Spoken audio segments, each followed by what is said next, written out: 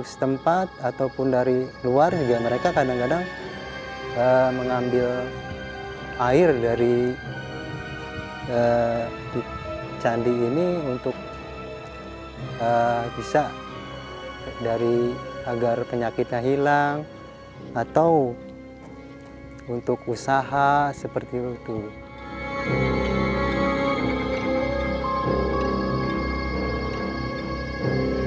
Jadi tergantung keyakinan mereka sih ya. Ada yang mereka cuma ambil airnya, ada yang mandi juga seperti itu. Biasanya kadang ya ada di malam Jumat Kliwon sih banyaknya seperti itu.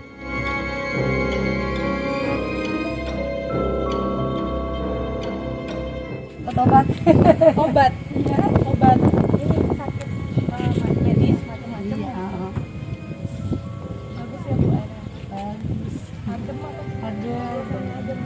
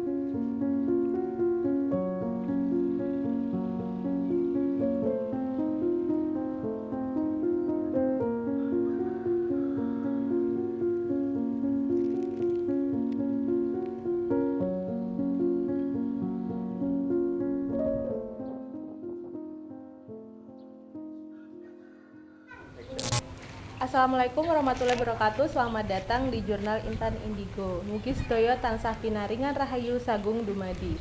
Nah, sahabat Jurnal Intan Indigo, kali ini Jurnal Intan Indigo masih ditemenin dengan Mbak Nana dari Book of Nana. Ya, kita napak tilas bareng ya Mbak.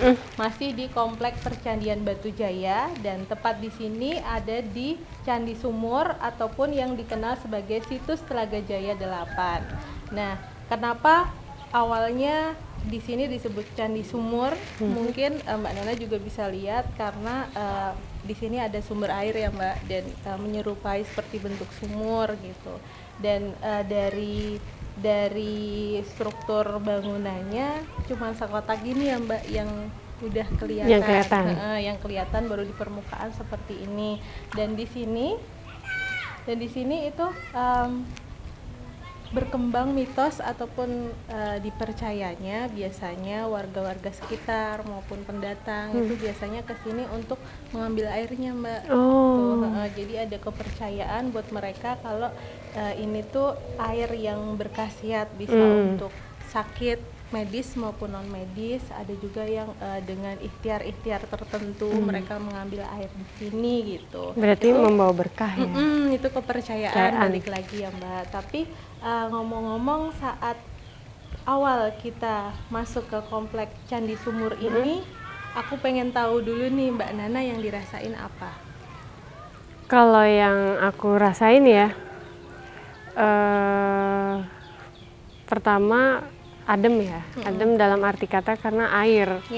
Terus yang aku rasain juga di sini tuh padat dalam arti kata banyak yang dahulunya ya, ini yang aku rasain juga bahwa dahulunya itu banyak yang mempergunakan sumur ini itu untuk mereka menyuci, terus mereka untuk masak, jadi ngambil di sini.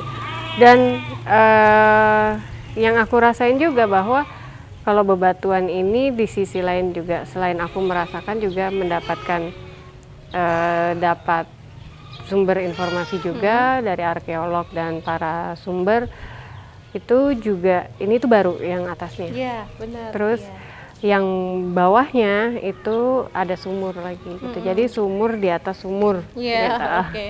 Jadi itu kita udah mundur ke belakang nih ya kan. Tapi awal mula sebelum kita jauh nih Mbak, kan pasti datang ke suatu tempat pasti ada Pulau Nuwunnya ya Mbak. Nah itu tadi kita udah Pulau Nuwun di situ ya Mbak. Di situ itu saat Pulau Nuwun ketok pintu dulu itu yang dirasain apa tuh Mbak? Waktu ngetok pintu, nggak usah ngetok pintu ya, dari kita turun dari sana aja, itu mereka tuh kayak belum, kalau aku ya masih kayak belum mengizinkan untuk masuk tuh belum. Makanya aku lama banget gitu kan, itu mereka belum ngizinin gitu. Tapi pas ada satu yang aku rasakan, ada yang datang dan kayak ngebisikin gitu, udah turun aja. Beliau sudah mengizinkan gitu kan. Oh ya udah, baru aku turun. Iya. Karena di setiap tempat sopan santun, etika selalu kita jaga ya. Karena ada Kulon Nuwunnya, ada pengurusan perizinan ya kan, perizinan yang tidak terlihat gitu. Tapi yang nampak itu memang di titik ini itu simbol dari sumber kehidupan. Ya, karena dengan air. Dan rasa-rasanya Mbak Nana, kita balik lagi mundur ke belakang nih Mbak Nana. Air yang di dalamnya ada sumber air lagi. Tadi kan Mbak Nana sempat ngomong gitu. Itu sama yang aku lihat, air yang terlihat di permukaan ini air baru, ya kan? Terus yang makin ke bawahnya itu kayaknya ada sumber air yang lebih tua lagi. Zaman Candi ya, masih awal Tarumanegara ke Sriwijaya zaman Candi. Awal mulanya Tarumanegara. Nah mungkin penasaran nggak Mbak, biar kita dapat visual yang lebih detail lagi, mau coba ngerasain airnya. Dan kebetulan memang diizinkan untuk mencoba. Memang disarankan. Untuk, iya. Yuk kita coba. Ya kan Cir, itu ada ikannya. Mbak Nana juga cobain. Mending ambil banyak. Ambil dulu. Banyak. Ya. Monggo Mbak Nana. Iya.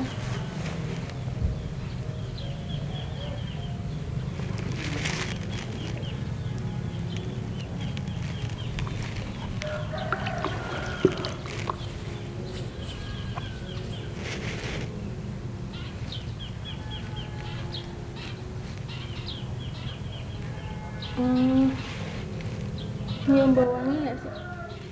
Bau wangi yang aku cium memang asli air matanya itu, air mata air. Sumber airnya. Sumber airnya. Wangi air alami ya, murni. Terus aku juga pas sedih set gitu, sini aku tuh sampai ke sana tuh sungai.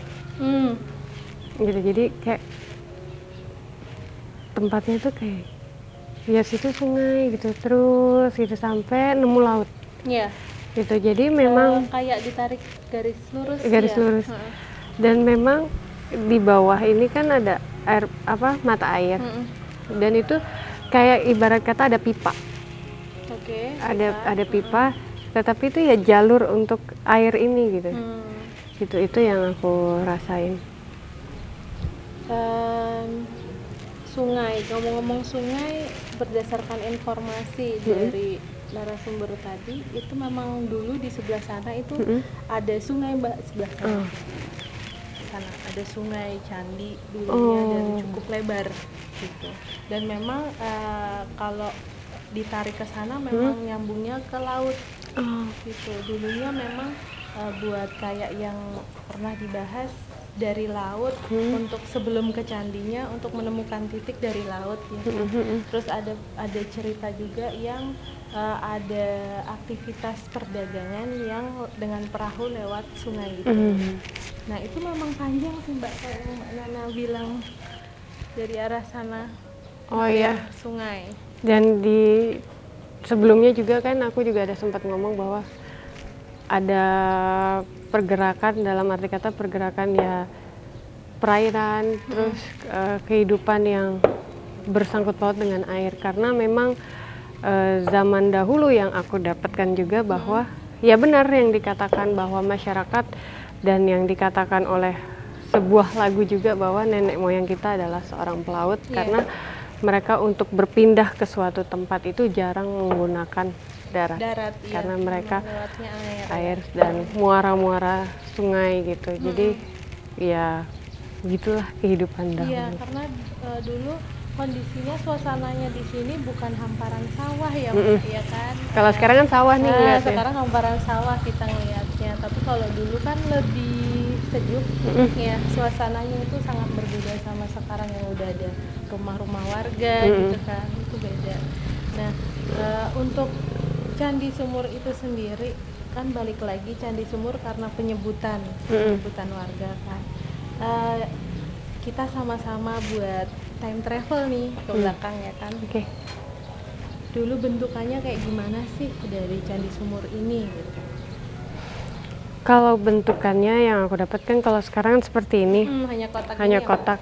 Kalau dulu itu aku nggak tahu ya kalau menurut penglihatannya Mbak Intan. Kita sama-sama. Tetapi kalau aku adalah dia itu seperti galian kecil, nggak sebesar ini nih. Dia kecil, tetapi memang dalam, gitu. Dan mereka itu mengambil air itu terkadang menggunakan kayak batok-batok kelapa. Jadi untuk ngambil gitu. Dan itu tidak pernah habis, mau dia musim kemarau, musim hujan pun tidak membludak ke atas tuh enggak. Tetapi airnya masih tetap segitu gitu. Dan kayak ini ya Mbak, orang Jawa bilang tuh jadi sumber mata air yang memang nggak pernah habis keluar terus walaupun kering gitu. Tapi airnya benar-benar bening, jernih. Iya. Dan adem, tanda kutip ya kan. Terus apalagi kayaknya yang Mbak Nana bilang titiknya yang kecil itu tadi bukan di sini ya Mbak? Agak sana. Ya kan? Makanya tadi kalau lihat kok jalan ke sana. Kayak melangkah ke sini tuh nyari-nyari ya. Nyari-nyari, oh ternyata sumber airnya karena ini bagian dari mungkin ketemunya ya kan, ketemunya makanya yang bagian atas tadi kita bilang itu air baru karena yang tua itu kan ada di dalam. Makanya tadi aku juga bilang ada kayak pipa gitu. Sebenarnya pusat mata air itu tadi masih kita ngarah ke sana. Kita jalan ke sana. Makanya tadi sekarang ada sawah, rumah ya kan. Makanya tadi Mbak Intan bilang kan, ngapain ke sana orang sini gitu. Jalannya ke sana otomatis. Karena itu tadi segini kah Mbak? Agak lebih gede dikit lah. Oh iya. Lingkaran gitu dan dia turun ke bawah. Dan itu awalnya, dan setelah banyak orang dari zaman ke zaman baru dia membentuk sebuah disusun rapi. Awalnya cuman kayak tanah digali. Karena ini batu bata merah ini kan sama jenisnya kayak yang di Candi Blandongan, Candi Jiwa sama, cuman karena memang keadaannya air yang lembab makanya banyak lumut gitu kan, ininya merahnya ketutup ya kan. Nah ini tuh kayak yang bagian atasnya dari sebuah bangunan, sama nggak? Sama. Ya. Bagian atasnya dari sebuah bangunan yang belum ditemukan. Ya. Lebih ke arah mana? Aku lebih ke sana. Nggak janjian. Nah, bakal ke sana gitu kan. Makanya dari tadi datang juga aku ngeliat sana. Karena kita kan kalau melihat tanda kutip untuk mencari sesuatu yang belum kelihatan itu kan dari setiap arah itu kita lihat ya Mbak, kita lihat ke arah mana. Nah ini kebetulan ke sana dan itu ada kesini dikit deh Mbak. Agak ya kan? Angka jam 11. Ya, rada kesini sedikit itu ada sambungannya dengan Candi Sumur, Candi Blandongan karena luas dan memang untuk air itu bukan hanya di sini aja sih sebenarnya. Karena tiap candi ibarat kata komplek butuh perairan kan. Banyak sumber mata air. Ke arah sana dan apa namanya, kesananya itu sepertinya belum saatnya untuk Mereka diketahui. Ya, karena seperti yang udah pernah kita bahas, situs candi itu punya waktu sendiri memilih waktu untuk diketahui banyak orang gitu ya. Nah, di sebelah situ tuh Mbak, ngomong-ngomong kita dari tadi ke arah sana itu ada lingga juga, ada penemuan lingga itu. Dan tadi kita ngobrol nih sebelum mulai, itu selain di sini, di situ juga ada ya Mbak? Ada.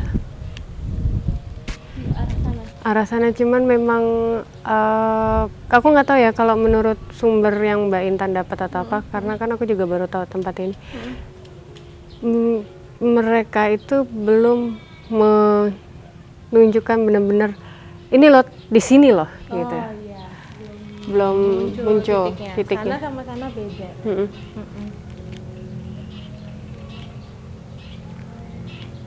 Coba kita ke situ dulu Mbak. Dari tadi sama nggak? Ketarik buat ada apa sih? Yang di dalam.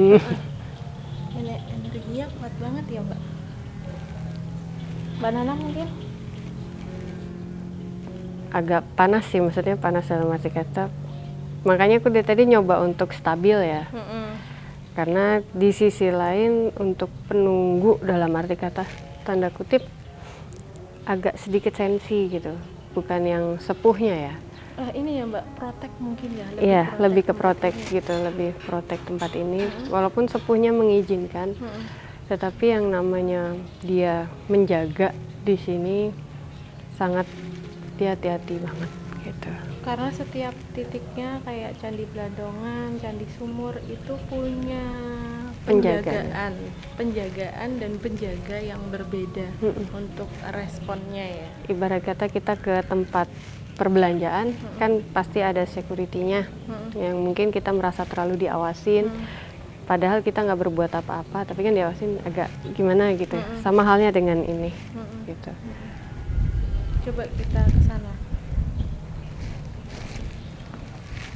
Nah Mbak Nana, tadi aku ngajakin ke sini sebentar karena selain ketarik kayak ini diingatkan untuk sebelum meninggalkan Candi Sumur tempat ini itu kayak ada sedikit pesan yang disampaikan sama sosok sepuh, bisa dibilang gitu ya Mbak. Sama mungkin ya yang kita dapat, sosok sepuh yang perempuan pakai kemben gitu Mbak, pakai kemben dan khas pakaiannya tuh khas sederhana gitu, dan sepuhnya ini kayak yang mengingatkan walaupun memang disebutnya sumber kehidupan pada zaman dulu itu sebaiknya ya monggo disampaikan. Jadi bagaimana?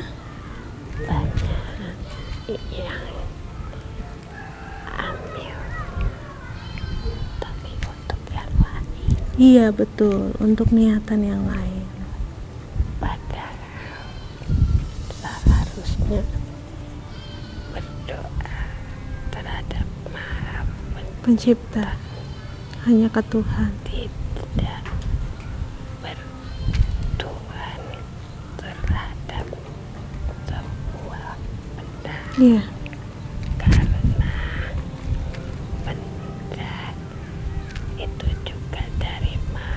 Pencipta, iya betul. Jadi suka mereka salah artikan, bukan kami yang mengamukan, tetapi mereka yang mendengar itu makhluk lain yang mengamukan. Oh baik. Karena banyak di sini yang mendapatkan makanan dari mereka yang membawa. Iya. Jadi dimanfaatkan. Jadi jangan menyembah selain Maha Pencipta. terima kasih sudah diingatkan. Terima kasih matur nuwun. Jadi ya biar tidak kurang maupun lebih ya, mungkin maksudnya beliau pengen langsung menyampaikan pesannya sama kita-kita juga, biar tidak menyalahartikan, yaitu bisa menjadi pelajaran, diambil sisi positifnya buat kita juga, pelajaran dari tempat ini, bahwa tidak hanya di tempat ini, di mana aja itu sebaiknya dijaga, hanya dijaga dan tidak disalahartikan, apalagi untuk meminta ya Mbak yang tadi. bukan pada tempatnya. Iya, bukan pada tempatnya. Karena nanti kayak yang tadi yang dibilang sama beliaunya, bukan sepuh ataupun bukan air ini yang memberikan manfaat, tapi makhluk-makhluk lain. yang kebetulan singgah, Ya. atau misalkan mereka yang apa ya, iseng, Ya, di luaran komplek ini yang atau yang lagi butuh makan. karena manusia-manusianya itu sendiri ya hawa nafsu ya Mbak, datang ke sini dengan niatan yang tidak baik, datang ke sini dengan membawa makanan kesukaan mereka, makanya seolah-olah dimanfaatkan Makan itu oleh tadi. mereka. Baik, matur nuwun. Aku jadi gitu ngomongnya. Jadi kayak soalnya sepuh banget Mbak, jadi kayak ya Jadi ini gimana aku sih? kayak berat gitu kayak. Karena beliaunya bongkok. oh, Karena beliaunya memang maaf begini jalannya. Ini persis banget begini. Makanya di sininya beda. Karena kan kayak kalau ada telengkuk begitu apa sih? iya, Kayak punduk. karena bukan punduk. Ini melengkung memang untuk tulang belakangnya memang begitu gitu. Dan memang sepuh. Dan agak sedikit berisi. Berisi, iya, gemuk. Jadi jangan dilihat saya yang Beda. Iya, jadi oke, baik, di sini sepertinya udah cukup ya Mbak. Jadi kayak ya sudah tuntas sampai ke pesannya. Mungkin kita bisa ke ke sebelah sana. sebelah sana. Ada lingga di sana Mbak. Oke. Ya. Baik.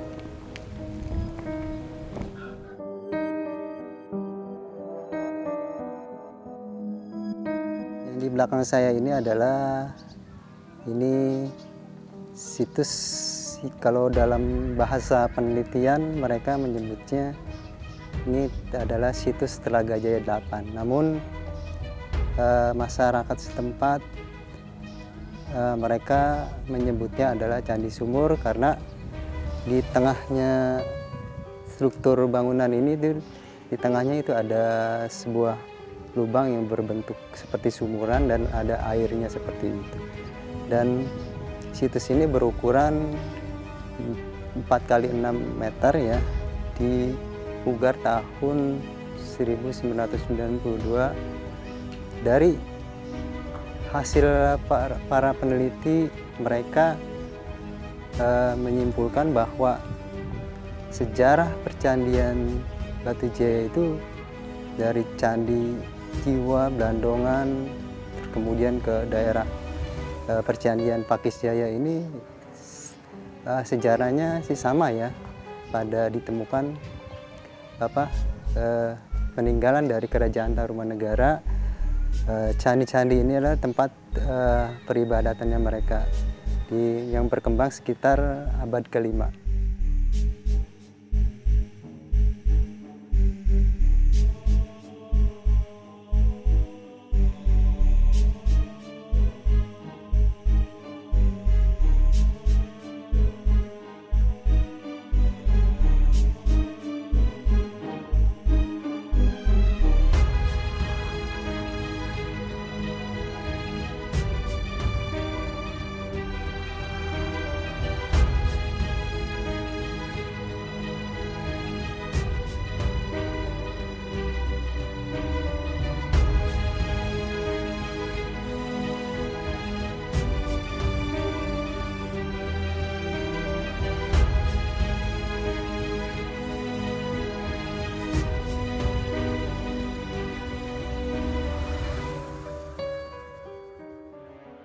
Nah ini kita udah kayak yang tadi aku bilang Mbak Nana, udah ke pindah lagi nih, ditemukannya lingga.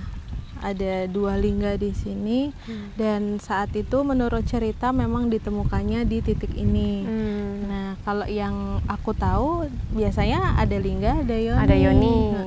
Dan bedanya kalau berdasarkan info ini kan biasanya kalau lingga yang ada di candi yang lain, kayak aku lihat di Candi Sukuh itu dari batu yang dipahat gitu kan.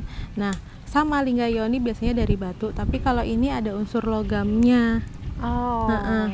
Mbak Nana mau merasakan salah satunya mungkin? Yang ini aja Boleh. mungkin ya, lebih dekat, tidak nyebrang-nyebrang. Oke.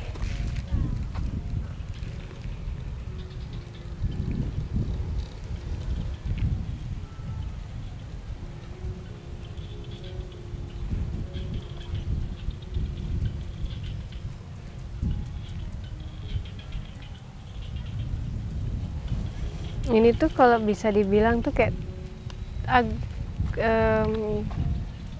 tua ya dia. Iya. Jadinya tua. Jadi kayak Secara pertama kali datang. Iya. Iya. Kayaknya nggak mungkin apa berat ya Mbak. Kalaupun dipindahkan tuh rada susah. Ya biasanya tuh kan ada nih berdiri selalu ada yang datar gitu Iya. yoninya. Tapi ini cuma lingganya doang. Lingganya doang. Dan ditemukannya di sini ya dia. Ditemukannya di titik ini. Cuman kita cross check, kalau kita pegang gini kan biasanya dapat residu memori dari sesuatu dari lingga ini. Kayaknya dulunya nggak di sini ya Mbak, aslinya. Kalau yang menurut yang aku lihat ya, maksudnya mundur ke belakang, mungkin agak berbeda dari apa ya sejarah atau yang ditemukannya. Yang aku rasakan memang agak mundur ke belakang. Ini maksudnya posisinya. Posisinya dulu di sana, Dulu, ke arah sana. Arah belakang sana. Terus dan juga jadi yang menggeser mereka ke sini mungkin ini aja. Mungkin kita butuh berapa orang ya untuk Ya, itu tadi yang sempat aku bilang nggak mungkin diangkat orang. Kalau misalkan dulu di sana, jadi di sini. di sini. Jadi Artinya alam yang menggeser. iya, faktor alam. Karena kayak sempat ada ini sih Mbak, natural sih. Jadi bukan bencana, bukan sih, tapi kayak ada pergeseran tanah, iya. Pergeseran tanah yang akhirnya ada di titik ini, jadi ditemukannya di sini. Nah, ada lingga, harusnya ada yoni. Harusnya ada yoni dong. Harusnya. Tapi memang yang aku dapatkan juga yoninya salah satu ini ada. Salah satunya Salah ada. satu ada. Itu terpisah. yang terpisah yang aku dapatkan. Tapi satunya hancur ya Mbak. Yang satu udah lapuk oleh zaman waktu. Nggak tahu. Udah nggak berbentuk. Kenapa yang disisakan untuk dalam kehidupan sampai sekarang, kenapa yang disisakan seperti ini, kan memang aku nggak tahu rahasianya. Apa maksud dibalik itu? Ini semua gitu. Jadi masih menjadi sebuah teka-teki yang aku lihat. Iya. Biasanya gitu sih Mbak. Tidak semuanya bisa kita kulik. Tidak semuanya bisa kita cari tahu. Pasti ada yang selalu pengen menjadi misteri. Tadi. Cuman aku karena rasa penasaran ya, wajar, manusiawi. Di mana sih biasanya ada lingga yoni, dan biasanya kalau di tempat lain itu berdampingan. Gitu. Nah, kalau yang satu kayak yang Mbak Nana tadi bilang, yang satu sebenarnya ada tapi terpisah. Yang satunya ini udah nggak berbentuk, rasa-rasanya udah nggak berbentuk. Udah pecah. Jadi yang aku lihat juga balik lagi karena alam. Jadi karena pergeseran tanah, dan juga memang ada sempat ada bencana alam kayak gempa bumi. Jadi agak sedikit goyang. Jadi itulah yang membuat pecahnya itu. Jadi sebabnya pergeserannya itu. Jadi dia kemana-mana gitu. Jadi kayak sebuah puzzle yang harus disusun, tapi puzzle-nya itu sudah tidak mungkin lagi untuk disusun. Karena sudah terlalu menjadi serpih-serpihan. Udah nggak berbentuk itu tadi. Kalau mungkin masih berbentuk kayak gini, mungkin masih mungkin ditemukan di mana, disatukan kembali. Gitu. Karena lingga yoni itu sendiri itu lingga itu kan berarti laki-laki, yoni berarti perempuan. Dan dimana kalau menurut sejarah yang dibaca dan banyak literatur juga bilang bahwa itu adalah tempat persembahan, dalam arti kata menyembah terhadap yang maha kuasa, pada pencipta, bahwa itu tidak mungkin untuk terpisah. Artinya tidak disengaja untuk dipisahkan. Ada ini Mbak, ke distrek ke tempat dulunya yang kita injak ini dulu seperti apa? Kayak mirip-mirip ini ya Mbak? Iya, kayak ini loh, apa sih kalau misalkan kita film anak-anak. Teletubbies. Iya. Sama ketahuan tahunnya ya. Gitu, kalau kalian pernah mungkin ke bukit di Jogja, Bukit Kelangon, nah hampir kayak Bukit gitu. Teletubbies. Bukit Teletubbies. Iya, kayak gitu perbukitan, Perbukitan. gitu. Ini rada tinggi ya Mbak, tapi mirip-mirip gitu. Dan rumputnya lebih teratur. Iya, rapat. Rapat. Ya kalau visualnya ya itu tadi Bukit Teletubbies yang lebih mirip. Jadi kalau ngelihat mata air yang tadi di sana tuh kelihatan. Kita sekarang lebih tinggi dibandingkan yang di tadi. sana. Kalau untuk usia itu lebih tua yang mata air tadi. Kalau ini lebih rada ke sini. Sepuh juga, ya kan? Tapi masih sepuhan yang di sana. Terus tadi waktu awal banget ke sini kok yang notice itu sosok laki-laki. Kan biasanya sama nih, itu ke notisnya sosok laki-laki. Kalau Mbak Nana dapet itu nggak? Ada sempat kayak nyenggol ya lewat. lewat. Tapi karena mungkin akunya ada ke distract banyak, kalau harus aku satu fokusin ini pengen tau kayak males gitu. Capek. Tapi memang dia ini kayak asik, bahas dong kayak gitu-gitu. Jadi dia berusaha menghalau apa yang ada di depan aku. Iya. Gitu. Jadi kayak orang lagi nonton sebuah acara padat-padatan, dia berusaha ya, saya mau. Gitu. Kayak ini ya, nggak mau dilewatin, ya nggak sih, pengen disebut sosoknya itu. Tapi memang awalnya kan kita memang nggak fokus ke situ, lebih ke lingganya ini. Nah kalau untuk balik lagi ke lingga aja berarti kan itu tadi mungkin hanya pengen disebut aja. Lingganya ini kan sepuh tapi nggak sesepuh mata airnya itu. Dan dulu tidak ada di titik ini. Nah kita coba buat membayangkan kita berada di tempat di mana lingga ini aslinya ada di situ. Dulunya itu suasananya kayak gimana, terus kebanyakan aktivitas di situ biasanya digunakan untuk apa gitu. Mbak Nana udah dapet nih. Untuk ibadah? Iya. Untuk ibadah, untuk mereka ya kembali lagi kepada Maha Kuasa, Maha Pencipta, karena mereka selalu berdoa itu kan tujuannya untuk ke atas dengan ya masing-masing kepercayaan mereka. Sekitarannya lingga itu bukan di bukit ya Mbak? Kalau yang di sana aslinya dataran rendah. Dataran rendah, dan kayaknya masih yang tanah basah aslinya loh. Masih yang daerah yang tanah basah dan sangat dekat dengan air. Sungai yang ada di sana yang kita sebutin itu tadi. Jadi lingga ini masih satu kompleks sama yang mata air. Kalaupun dulunya di sana juga masih sebenarnya masih berkesinambungan gitu. Mbak Nana ada yang mau disampaikan tentang lingga ini? Enggak, aku mau nyampein ada yang ngedistract. Boleh nggak sih disampaikan? Soalnya sana sini kan. Karena kayaknya mungkin salah satu dari viewersnya Mbak Intan, mungkin ada yang salah satunya viewersnya Jurnal Intan Indigo. Kalau tahu tempat ini, beliau yang ada di depan aku itu minta ini Mbak, diterangkan alam kuburnya seperti sedekah. Terus dia memang tidak minta untuk dijenguk setiap hari, tetapi beliau meminta untuk setidaknya terang untuk cahaya kehidupan dia.